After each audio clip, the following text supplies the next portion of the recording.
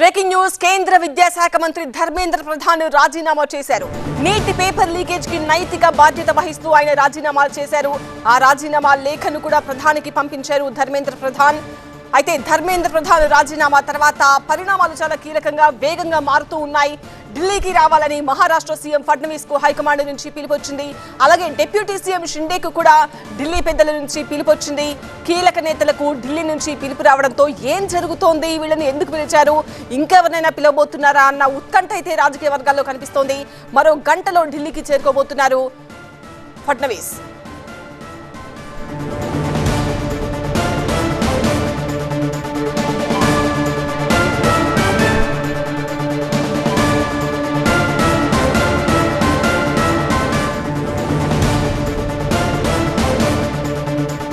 కేంద్ర విద్యాశాఖ మంత్రి ధర్మేంద్ర ప్రధాన్ రాజీనామా చేశారు. సీజేపీతో కేంద్రం చర్చలకు ముందు ఇది కీలక పరిణామం.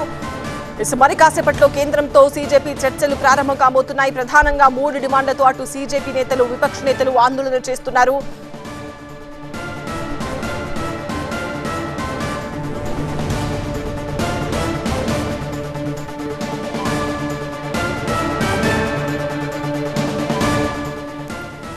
మా ప్రతినిధి గోపీకృష్ణతో మాట్లాడదాం. గోపీకృష్ణ, పరిణామాలు చాలా వేగంగా మారుతున్నట్టుగా తెలుస్తోంది. మహారాష్ట్ర సీఎం దేవేంద్ర ఫడ్నవీస్ కు అలాగే డిప్యూటీ సీఎం షిండేకు ఢిల్లీ పెద్దల నుంచి పిలుపొచ్చింది. ఎందుకు వాళ్ళని ఇప్పుడు పిలిచారు, ఇంకెవరైనా పిలవబోతున్నారా, ఏం జరుగుతోంది? ధర్మేంద్ర ప్రధాన్ రాజీనామా తర్వాత ఆసక్తికర పరిణామాలు ఢిల్లీలో చోటు చేసుకుంటున్నాయి. ఇటు పార్టీలోనూ ప్రభుత్వంలోనూ మార్పులు చేసే దిశగా ఏమైనా కేంద్రం కసరత్తు చేస్తుందా అన్న చర్చ జరుగుతుంది. ఎందుకంటే మహారాష్ట్ర సీఎం దేవేంద్ర ఫడ్నవీస్ అలాగే డిప్యూటీ సీఎం ఏక్నాథ్ షిండేని కూడా ఢిల్లీకి పిలవడం జరిగింది.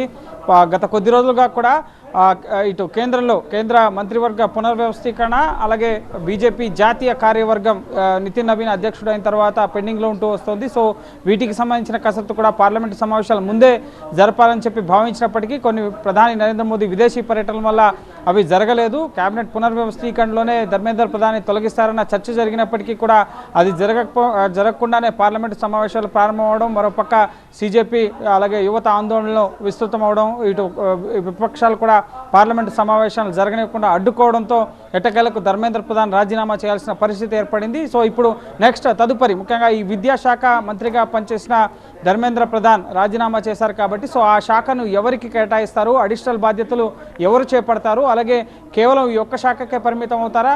ముఖ్యంగా మొన్న నైట్ ప్రధానంగా 12 శాఖలకు సంబంధించిన మంత్రిత్వ శాఖల కార్యదర్శుల్లో మార్పు చేయడం జరిగింది. అందులో విద్యాశాఖ కార్యదర్శిని కూడా మార్చారు. అలాగే అర్బన్ అలాగే రూరల్ డెవలప్మెంట్ సహా కీలక శాఖలకు సంబంధించిన కార్యదర్శులను సైతం కేంద్ర మంత్రిత్వ శాఖల కార్యదర్శుల్ని మార్చడం జరిగింది. కాబట్టి సో ఇప్పుడు మంత్రివర్గ పునర్వ్యవస్థీకరణ పైన కేంద్ర ముఖ్యంగా ప్రధాని నరేంద్ర మోదీ బీజేపీ అధిష్టానం ఆలోచన చేస్తుందన్న చర్చ జరుగుతోంది. ఎందుకంటే ఇప్పుడు విద్యాశాఖ మంత్రి రాజీనామా చేశారు కాబట్టి సో ఆ పదవిని వేరొకరికి అడిషనల్ బాధ్యతలు అప్పగించాల్సి ఉంటుంది. ఇప్పుడు మహారాష్ట్ర సీఎం అలాగే డిప్యూటీ సీఎం ఇద్దరు ఎంపీలుగా కాదు, మహారాష్ట్రలో అధికారంలో ఉన్నారు.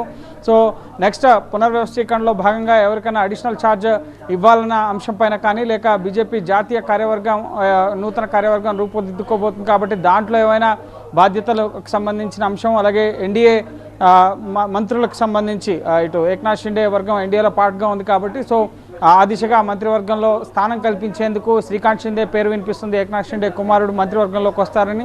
సో ఏదైనా అయి ఉండొచ్చు. ముఖ్యంగా బీజేపీ అధిష్టానం దేనికోసం వీళ్ళని పిలిచింది అనే దానికి సంబంధించి ఈ అధిష్టానంతో అమిత్ షాతో మీటింగ్ల అనంతరమే ఒక క్లారిటీ వచ్చే అవకాశం ఉంది. కానీ వచ్చే 24 గంటల్లో చాలా కీలక పరిణామాలు ఢిల్లీలో చోటు చేసుకునే అవకాశం ఉంది. ఎందుకంటే రేపు పార్లమెంటుకు సెలవు అండ్ ఎల్లుండు పార్లమెంట్లో ఈ ముఖ్యంగా ఈ ఎగ్జామినేషన్స్కి సంబంధించి పేపర్ లీకేజ్లకు అడ్డుకట్ట వేసే విధంగా ఉండే ఒక సవరణ బిల్లుని కేంద్రం పార్లమెంట్లో ప్రవేశపెట్టబోతుంది. కాబట్టి సో ఆ లోపే మంత్రివర్గ పునర్వ్యవస్థీకరణ దిశగా ఏమైనా కేంద్రం ఆలోచన చేస్తుందా? సమూల మార్పుల దిశగా ఇప్పటికే ఎన్టీఏలో సమూల సంస్కరణలు తీసుకురావడం జరిగింది. కొందరిని ఉద్యోగుల్ని తొలగించారు. అలాగే ముఖ్యంగా భద్రతా ప్రమాణాలకు సంబంధించిన అంశాలపైన కూడా ఫోకస్ పెంచడం జరిగింది.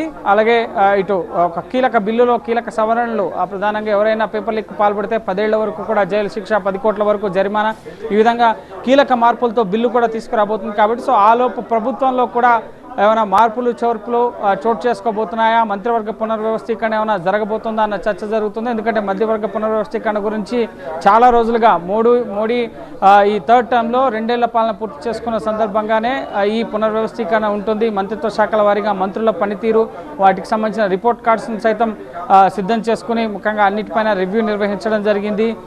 కానీ మోడీ విదేశీ పర్యటనలు అలాగే ప్రస్తుతం ఉన్న పరిస్థితుల కారణంగా కొన్ని కారణాల వల్ల చేయలేకపోయామని చెప్పి భావించారు. నెక్స్ట్ యూపీ అలాగే వివిధ రాష్ట్రాల్లో అసెంబ్లీ ఎన్నికలు రాబోతున్నాయి నెక్స్ట్ ఇయర్. సో ఆలోపే మంత్రివర్గ పునర్వ్యవస్థీకరణ చేసి వివిధ రాష్ట్రాల్లో అసెంబ్లీ ఎన్నికలకు వచ్చే 6 నెలల ముందే పునర్వ్యవస్థీకరణ చేస్తే కనుక సో ఆయా శాఖల్లో మంత్రులకు పట్టొస్తుందన్న ఉద్దేశంలో భాగంగా ఇప్పుడే ఈ మంత్రివర్గ పునర్వ్యవస్థీకరణ జరుగుతుందని భావించారు. అందులో భాగంగా ధర్మేంద్ర ప్రధాన్ని కూడా మార్చాలని భావించారు. ఎందుకంటే పెద్ద ఎత్తున యువత, విద్యార్థుల నుంచి సిజేపీ విపక్షాల నుంచి ఆందోళన విస్తృతమవుతున్న నేపథ్యంలో సో అప్పుడే ధర్మేంద్ర ప్రధాన్ని మార్చాలనుకున్నారు. కానీ మంత్రివర్గ పునర్వ్యవస్థీకరణ జరగకపోవడం, రాజకీయ వ్యూహాల్లో కూడా కొన్నిసార్లు ఆలస్యం అవుతుంటుంది తీసుకునే నిర్ణయాలు. సో ఇంకా యువత ఆందోళనలు, ఇటు దేశ వ్యతిరేక శక్తులు ఇందులో చొరబడ్డం, పాకిస్తాన్ హ్యాండ్లర్స్ని 400 పైగా విద్యార్థులు పెట్టిన ప్రధానమైన 3 డిమాండ్లు కూడా నెరవేరాయి కదా. మరి ఇప్పుడు విద్యార్థులంతా కూడా అక్కడ ధర్నాస్థలం నుంచి ఖాళీ చేసి వెనక్కి వెళ్తున్నారా, ఇంకా సంబరాలు చేసుకుంటున్నారా, ఇక ఆందోళన పూర్తిగా విరమించినట్టేనా?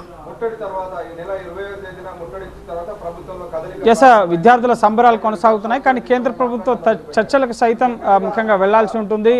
ఇటు సౌరవ్ దాస్ అలాగే ముఖ్యంగా ఈ అశుతోష్ రాంకా ఈ ఇద్దరు కూడా జేపీ నడ్డా అలాగే జితేంద్ర సింగ్తో చర్చలకి వాళ్ళు వెళ్లాల్సి ఉంటుంది. సో ఇంకా వాళ్ళ పెండింగ్ డిమాండ్స్ని వాళ్ళు చెప్తున్నారు. అది ₹1 నష్టపరిహారం, అలాగే విద్యార్థులపై దాడి చేసిన పోలీసులను శిక్షించాలి, కేసులన్నీ కూడా ఎత్తేయాలా అన్నది వాళ్ళ డిమాండ్స్ ఉన్నాయి. కాబట్టి సో ధర్మేంద్ర ప్రధాన్ రాజీనామా బహిర్గతంగా ఆయన రాజీనామాని ప్రధానికి పంపించారు, సోషల్ మీడియాలో చూశారు. సో సెలబ్రేట్ చేసుకుంటున్నారు. కానీ ఇంకా వాళ్ళకి సంబంధించిన పెండింగ్ డిమాండ్స్ని కూడా వాళ్ళు ప్రభుత్వం ముందు ఉంచబోతున్నారు. సో ప్రభుత్వం నుంచి వాళ్ళకి ఎటువంటి అష్యూరెన్స్ వస్తుంది, అలాగే ఎప్పుడు వాళ్ళు ఈ ధర్నా నిరసన స్థలాన్ని ఖాళీ చేయబోతున్నారు అన్న అంశానికి సంబంధించి అఫీషియల్గా ఒక అప్డేట్ని కాక్రోచ్ జనతా పార్టీ ఎక్స్ వేదికగా ప్రకటించే అవకాశం ఉంది. అలాగే చర్చల అనంతరం ముఖ్యంగా ఇటు జేపీ నడ్డా, జితేంద్ర సింగ్ అలాగే ఈ సిజేపీకి సంబంధించిన ప్రతినిధులు అశుతోష్ రాంకా అలాగే సౌరవ్ దాస్ వీళ్ళు కూడా మీడియాని అడ్రస్ చేసి ప్రభుత్వం తీసుకున్న నిర్ణయం పట్ల వాళ్ళ వైఖరి ఏంటి అనేది అధికారికంగా కూడా ఒక మీడియా సమావేశంలో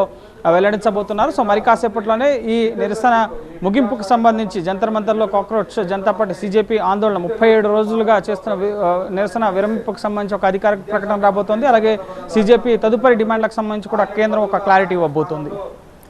రైట్ గోపీకృష్ణ, అది విద్యార్థులంతా కూడా తమ ఆందోళన విరమించినట్టుగా తెలుస్తోంది. కొంతమంది విద్యార్థి ప్రతినిధులు, సిజేపీ పార్టీ ప్రతినిధులు కేంద్రంతో చర్చలకు వెళుతున్నట్టుగా సమాచారం వస్తోంది. మొత్తం మీద 24 గంటల్లో చాలా కీలక పరిణామాలు జరగబోతున్నాయి. ధర్మేంద్ర ప్రధాన్ రాజీనామా తర్వాత, ఆయన రాజీనామా తర్వాత మరి విద్యాశాఖను ఎవరికి అప్పగిస్తారు?